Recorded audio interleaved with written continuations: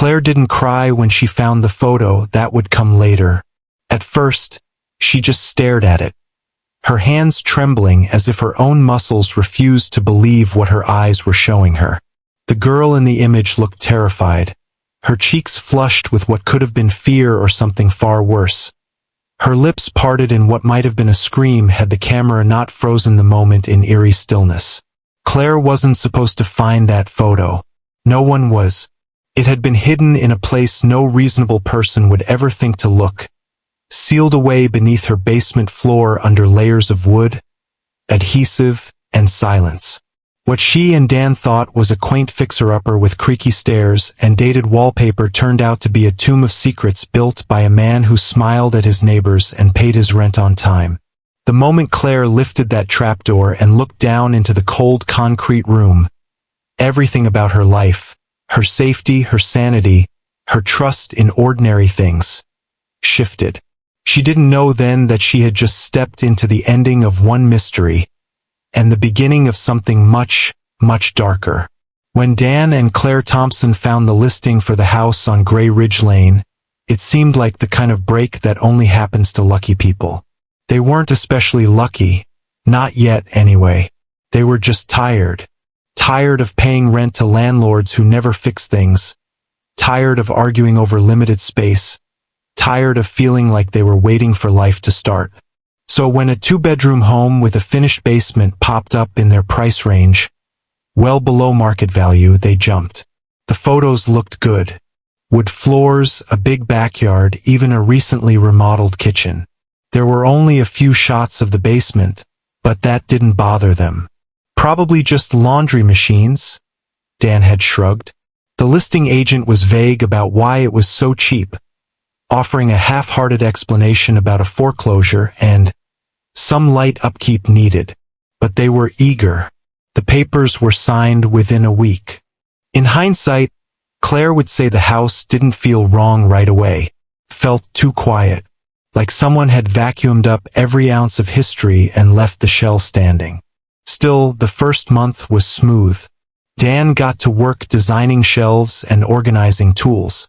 Claire filled the kitchen with thrifted ceramic mugs and hand-labeled spice jars. Willow, their golden retriever, spent her afternoons napping in the sunspots that stretched across the hardwood floor. For a little while, it really did feel like a dream. Then the dreams started. At first, Claire dismissed them, stress probably.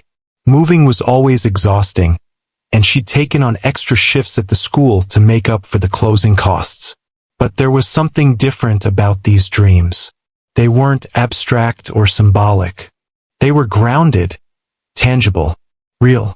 She dreamed she was standing in the hallway of her own home, trying to scream, but her voice wouldn't work. She'd wake up with her heart pounding and sweat cold down her spine. Sometimes she dreamed of someone knocking just once, on the inside of the basement wall.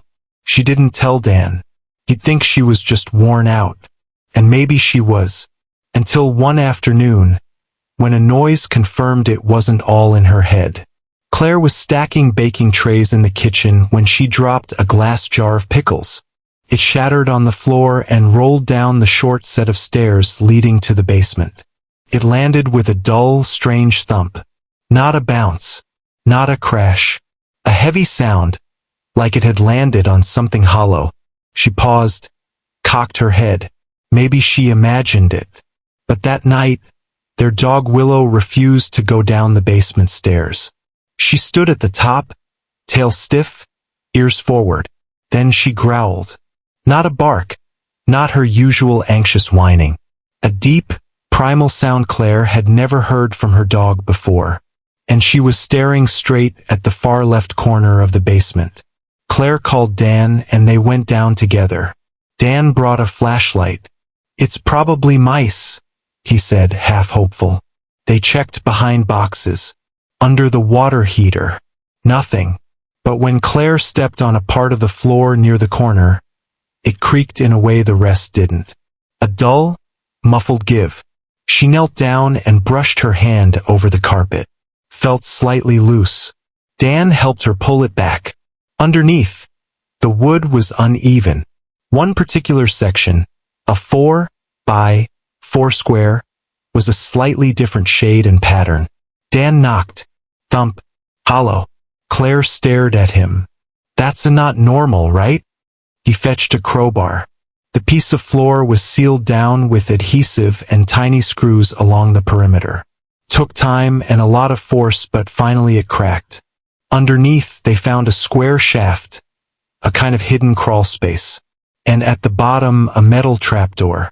Claire wanted to call someone right then, but Dan said, "Let's just see what it is first." He was trying to be calm, rational, but Claire saw the worry in his eyes. He opened the trapdoor. A short ladder led down into darkness. He climbed first, flashlight in hand. Claire waited at the top, heart pounding. Dan's voice echoed from below. "Claire, come down. Now." She descended the metal rungs, one shaking foot at a time. At the bottom was a small room. The walls were rough concrete. There was no insulation. A single bulb hung from the ceiling, swaying gently. In the center of the room was a stained cot, folding chair, a cracked plastic crate filled with empty water bottles and old food wrappers. And on the far wall, duct-taped to the cold concrete, was a photo. It was grainy, but clear enough. A young woman, pale, eyes wide, and in the corner of the photo, a hand, strong and male, gripping her chin to keep her face in frame. Claire couldn't speak. She couldn't move. Dan walked forward and peeled the photo off the wall. On the back, something was written in thick black marker. Day 46. That's when they called the police. Within 2 hours, detectives, forensics, and the local sheriff had surrounded their home. The hidden space was labeled a secondary crime scene. The entire basement was cordoned off with yellow tape. Dan and Claire were questioned for hours. The next morning, the detective called them. He didn't start with a greeting. He just said, "The girl in the photo. Her name is Riley Coster. She disappeared in 2011. Claire collapsed onto the couch. Dan sat silently beside her. They didn't speak for a long time, and they didn't sleep that night, because now they knew the house they thought would change their life had been hiding someone else's hell. When Detective Harmon returned to the house the next day, his face carried the weight of something he'd seen too many times before, but still wasn't used to. He brought with him a manila folder filled with photographs, each one as grainy and heartbreaking as the last. He didn't show them to Claire right away. Instead, he walked them both through what they knew so far. The photo they found on the wall belonged to Riley Coster, a college student from Corvallis who vanished on a rainy night in September of 2011. She had left a campus library after her evening shift, texted her roommate that she was heading home, and then simply vanished. Her umbrella was found the next morning on a sidewalk near the grocery store she usually stopped at, snapped in half. Police thought it was a mugging gone wrong. A decade passed, tips dried up, and her case became just another pin on a bulletin board of unanswered questions. Dan sat stiffly on the edge of the couch while Claire twisted a coaster between her fingers. The word vanished kept replaying in her mind. But Riley hadn't vanished. She'd been taken, hidden, and somehow that fact made it worse, because someone had kept her, somewhere, for at least 46 days. Claire had seen enough true crime documentaries to understand what Day 46 might mean. It meant someone was keeping count. It meant that girl hadn't just died. She had been held. The police turned the house upside down. The basement's construction had been modified, poorly. Someone had added an extra layer of drywall to shorten the space, using cheap materials, old boards, and nails that didn't match the rest of the house's era. Behind one wall, they found a tunnel-like crawl space no more than 3 feet high. And inside that space was a suitcase, taped shut, the kind of thing that makes your stomach drop before it's even opened. Forensics handled it carefully. Claire wasn't allowed to see what was inside. She didn't want to. Later, they would learn it contained a bundle of clothing, hair ties, a pair of cracked eyeglasses, and a stained pillow with initials embroidered in pink thread, RC. For the next several weeks, the house became a kind of controlled disaster zone. Crime scene tape across the back door, temporary fencing in the yard, evidence teams photographing every inch of the home. Claire and Dan moved into a hotel down the street, but Claire couldn't sleep. Every time she closed her eyes, she imagined Riley. Alive, afraid, locked beneath their floor while the world above her carried on in blissful ignorance. Claire began to obsess over every sound she'd heard in those first few weeks. The soft hum from the walls, the groaning pipes, even Willow's barking.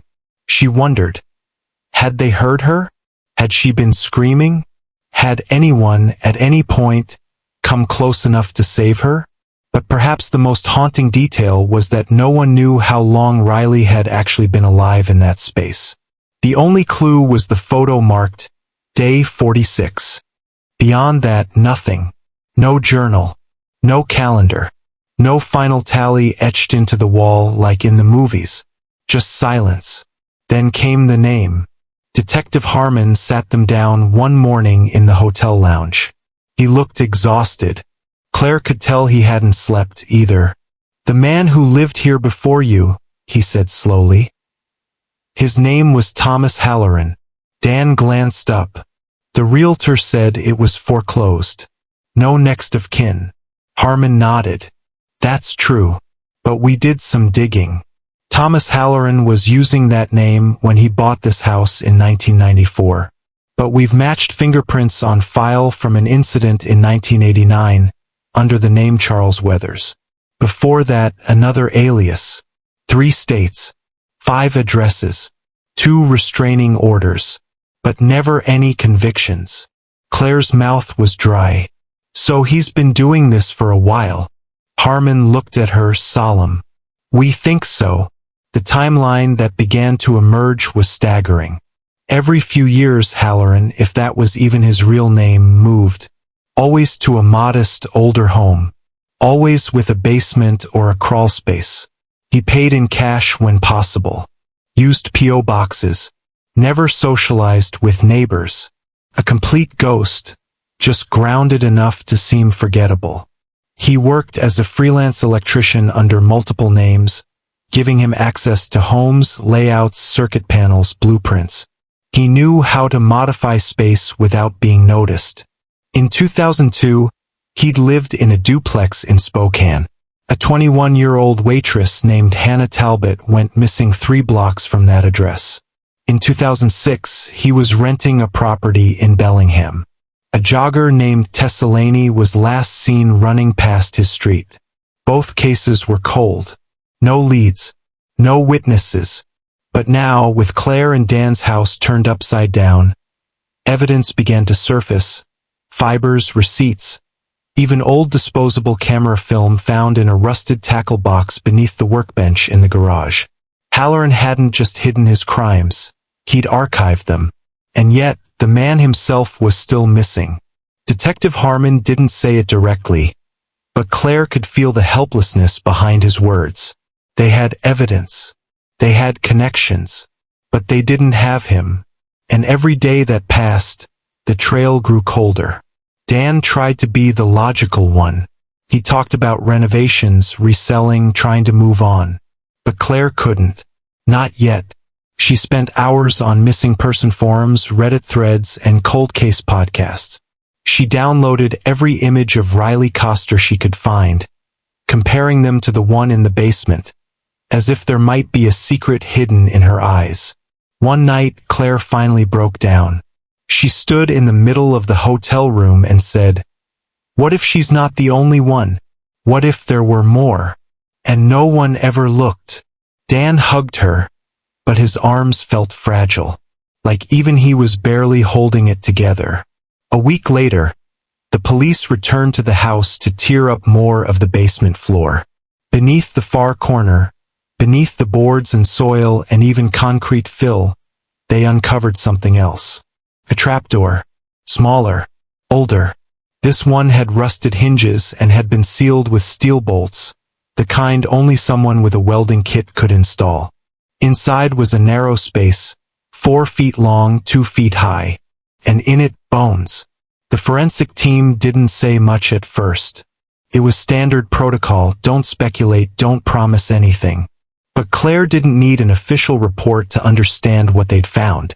When she watched the lead investigator emerge from the house, his face pale and jaw tight, carrying that long black evidence case in both hands like it held something sacred, she knew.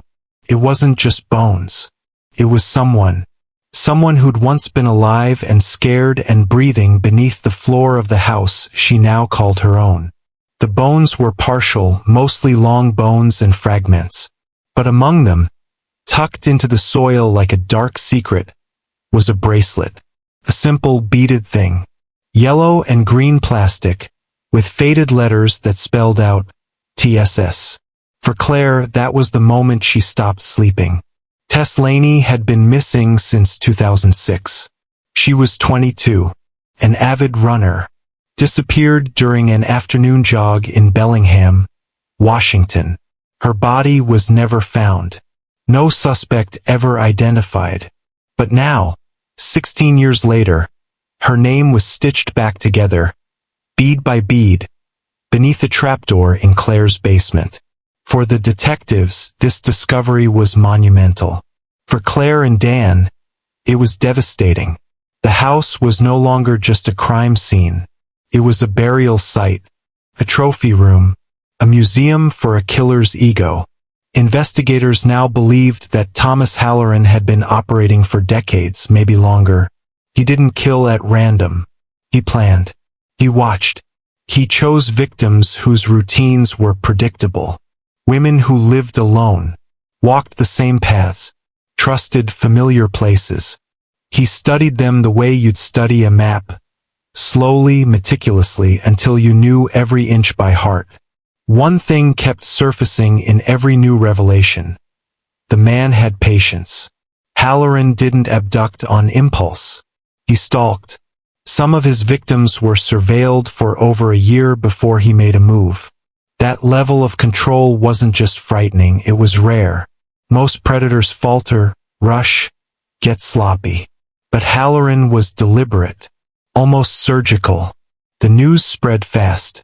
National media picked up the story. Reporters camped outside Claire and Dan's hotel. Old friends called in shock. Dan's boss quietly suggested maybe he'd take more time off.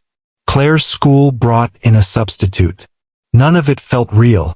One night, Claire stood outside the hotel, looking at the quiet street, and thought, how many houses are hiding things like this?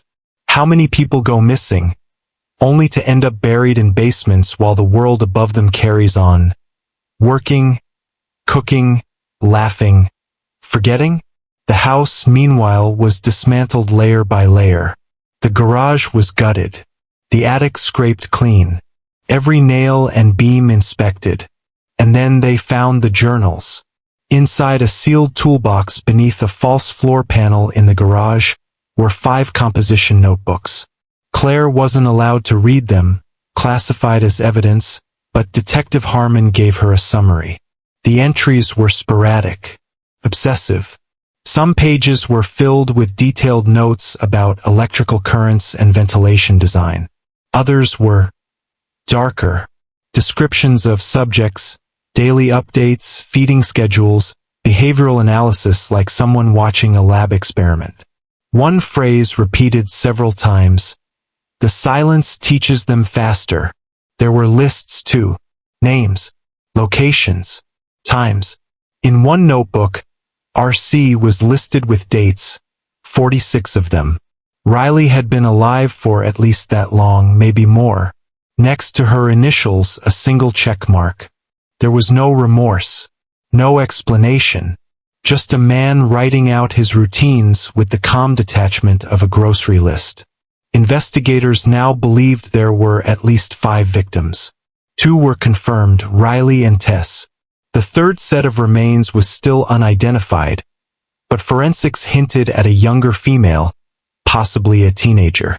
The other names listed in the journals were being cross-referenced with missing persons cases.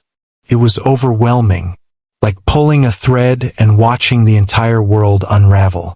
Through all this, Halloran remained missing. That's what haunted Claire the most.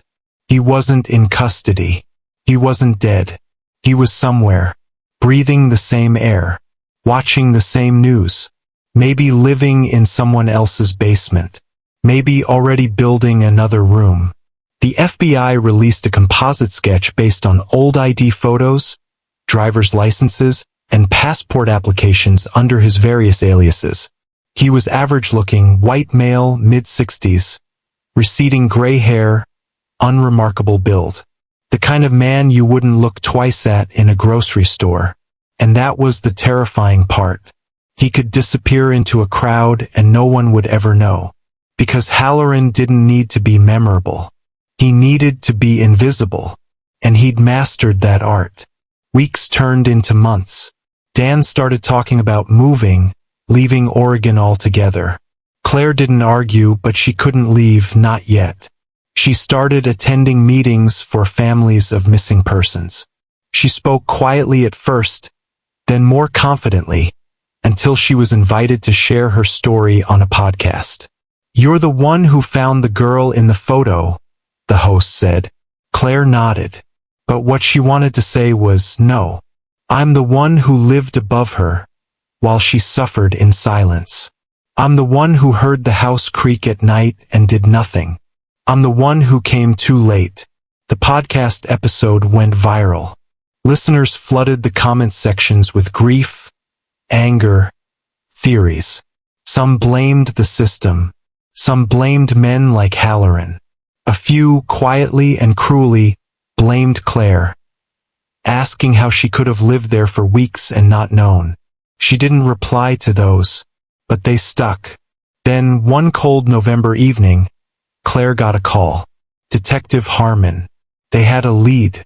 The phone call from Detective Harmon was brief, his words measured, the way someone speaks when they're not sure whether to ignite hope or protect someone from it.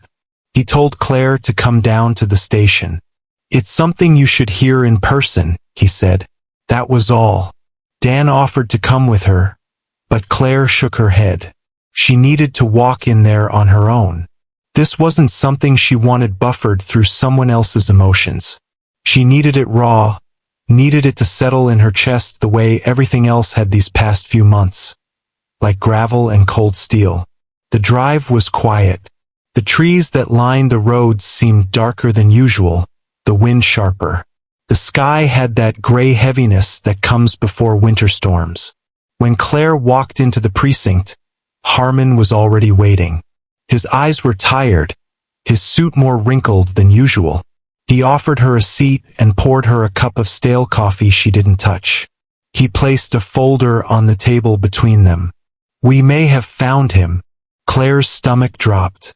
He went on to explain that a man matching Halloran's description had been arrested in Boise, Idaho, 3 days earlier. He had checked into a cheap motel under the name William Firth and assaulted a front desk employee when asked for additional ID. The motel clerk had the presence of mind to call the police. During booking, the man's fingerprints flagged a red notice in the FBI system. It was him. Claire's mind didn't know what to do with that information at first. She expected to feel relief or triumph.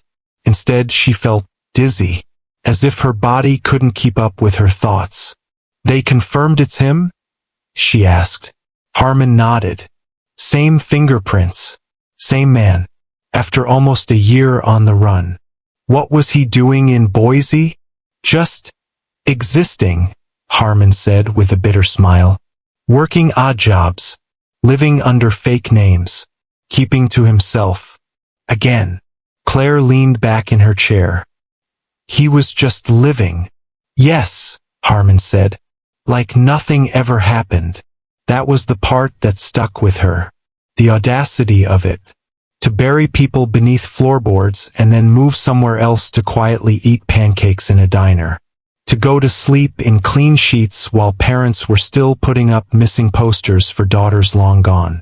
Harmon said they were extraditing him to Oregon for formal charges, multiple counts of homicide, kidnapping, unlawful confinement, and destruction of human remains.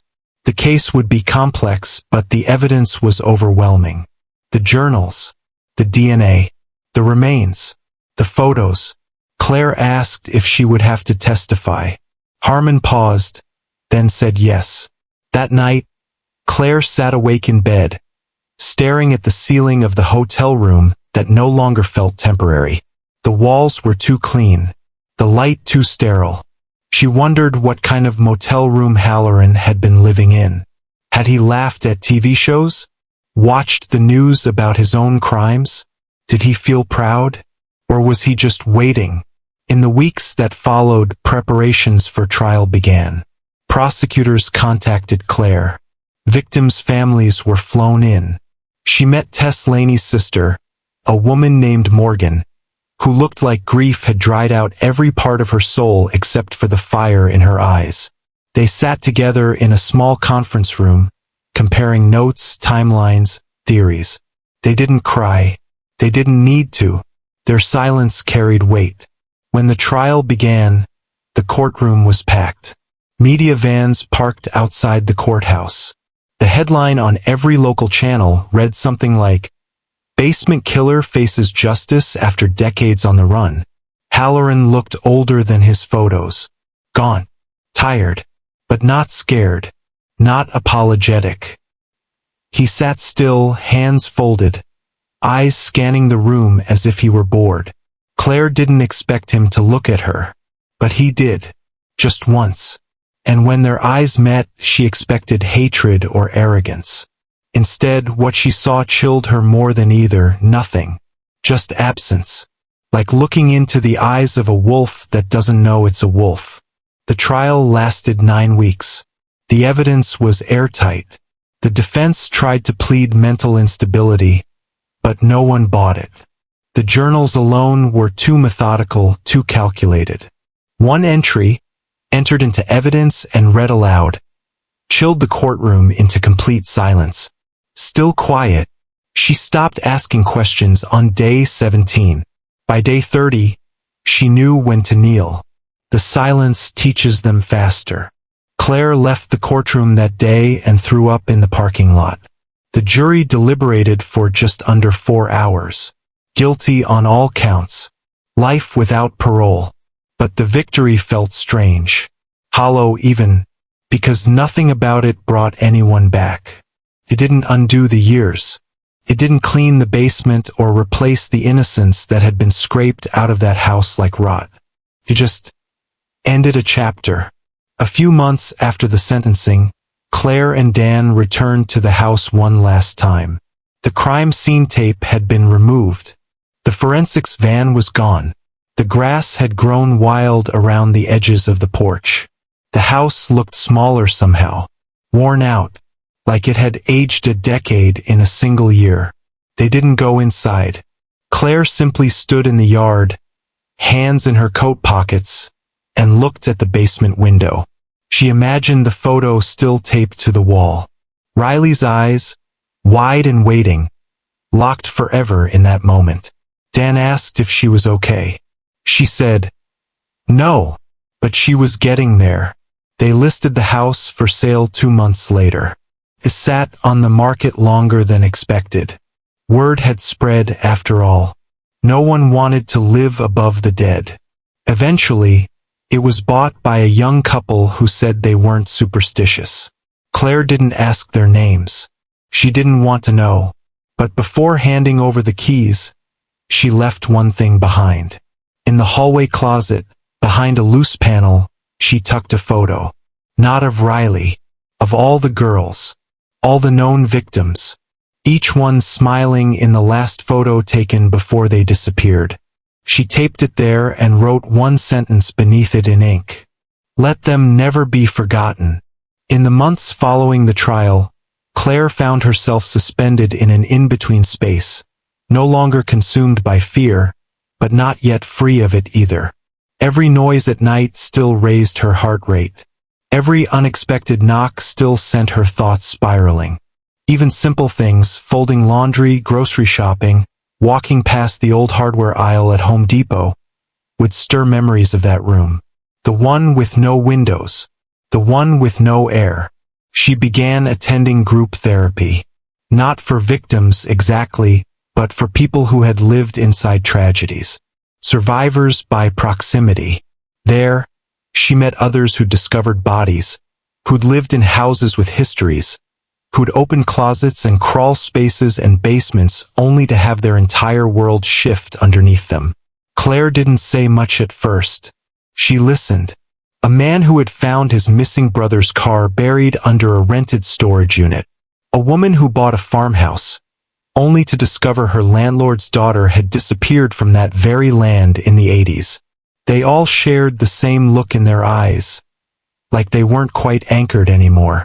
Claire understood it. Once you've seen the evil that hides in plain sight, you never truly see the world the same way again. She started writing. At first, it was just journaling, therapy exercises, but gradually it evolved into essays, then articles, then interviews. The podcast she'd once been featured on invited her back for a guest series. Listeners flooded her inbox with stories, questions, theories. Many of them asked the same thing. How did you not know? Claire never took offense. She just answered honestly. You don't expect the floor to open. You don't expect the house you live in to be a coffin. You don't expect the walls to whisper at night. Until one day they do. By spring, she was invited to speak at a conference on forensic psychology. Her talk wasn't about Halloran, not directly. It was about vigilance. About listening to that inner voice when something feels off. About the danger of assuming normal always means safe. She ended her speech with the story of the photo. How a single printed image, duct-taped to a basement wall, had unraveled a man's life and exposed years of horror. The auditorium had gone silent. She didn't cry, not on stage, but she cried in the car afterward. Not for herself, for the girls, for Tess, for Riley, for the third girl whose name they still hadn't confirmed. Claire kept in touch with Morgan Laney. They spoke every month or so, sometimes just to sit in the silence together. Morgan had started a nonprofit in her sister's name, Tess, tracking and ending silent suffering. They funded search and rescue efforts for cold cases, provided resources to families, and ran awareness campaigns around missing persons. Claire helped with writing, grant proposals, even spoke at fundraisers. For the first time since finding that room, she felt like her steps mattered again. But the shadow of Halloran lingered. Even from prison. Sometimes Claire wondered if he thought about them, about the women he stole from the world, about the people he nearly fooled forever. Did he feel clever, regretful, or did he feel nothing at all, as he sat in his cell, probably organizing his meals the way he once organized his kills? Carefully, quietly, with the order of a man who needed control more than he needed conscience. She imagined him sometimes, sitting at a cold metal table, still breathing. It made her sick. One night, nearly a year after the sentencing, she received a call from Detective Harmon. He sounded different, lighter, almost amused. Strange twist, he said. You're not going to believe it. Apparently, another prisoner, doing time for an unrelated assault, had recognized Halloran from a small-town bar 10 years prior. He came forward with a tip that Halloran had boasted, drunkenly, about a project he'd been working on. A special room, place where no one could hear you. He called it the Quiet House. Authorities searched one of Halloran's previous properties in Spokane, where he had lived under yet another alias in the early 2000s. There, behind a boarded-up closet wall, they found a fourth hidden space. Empty. But on the wall, scratched into the plaster with what looked like a rusted nail, was a single sentence. Please don't forget me. Claire didn't sleep that night. The next morning, she printed out a list of every girl in Oregon and Washington still missing between 1995 and 2015. She taped it above her desk. One name stood out. Lily Denton, missing since 2001. 18 years old. Gone without a trace. Claire circled it in red ink, because sometimes healing doesn't come from moving on. Sometimes it comes from continuing, from turning grief into grit, from whispering to the silence, and hearing someone whisper back. 1 year, 2 months, and 9 days after Claire first lifted that trapdoor, she stood in a courtroom again. This time not for a trial, not to testify. This time, she was there to read a victim impact statement for a ceremony that few ever witness. A formal acknowledgement of unidentified remains being assigned a name. DNA testing had confirmed what she already suspected. Lily Denton, the 18-year-old who had vanished after her shift at a diner in Spokane in 2001, was the third girl found beneath the basement floor. The bracelet Tess wore had been a gift from Lily. Their connection had never been known. 2 missing girls from 2 different cities, separated by 5 years and hundreds of miles. But both had passed through Halloran's orbit, and both had ended up beneath his feet. Claire read the names aloud at the podium. Riley, Tess, Lily. She spoke slowly, not like she was reading an obituary, but like she was introducing them, bringing them back into the room 1 syllable at a time. These weren't victims. They were women, daughters, friends, people with summer jobs and favorite snacks and awful passwords they never changed. She made sure everyone heard the sound of them. When she stepped down, the applause was quiet, not polite, respectful, the kind that carries grief and gratitude in equal measure. Afterward, Morgan found her in the hallway and hugged her tightly. "You did it," she said. Claire didn't respond, because this wasn't a story where doing it fixed anything. The girls weren't coming back. The floor would never feel stable again. But she had made sure they weren't forgotten. In the months that followed, Claire's story became something else. Not just a warning, not just a headline, but a signal, a flare in the dark for others who wondered whether they could trust their instincts, their intuition, the shiver on the back of their neck. She received messages from across the country. A landlord in Pennsylvania who decided to finally open a sealed crawlspace and found evidence of squatters. A woman in Nevada who realized her neighbor's storage shed had vents that weren't used for storage.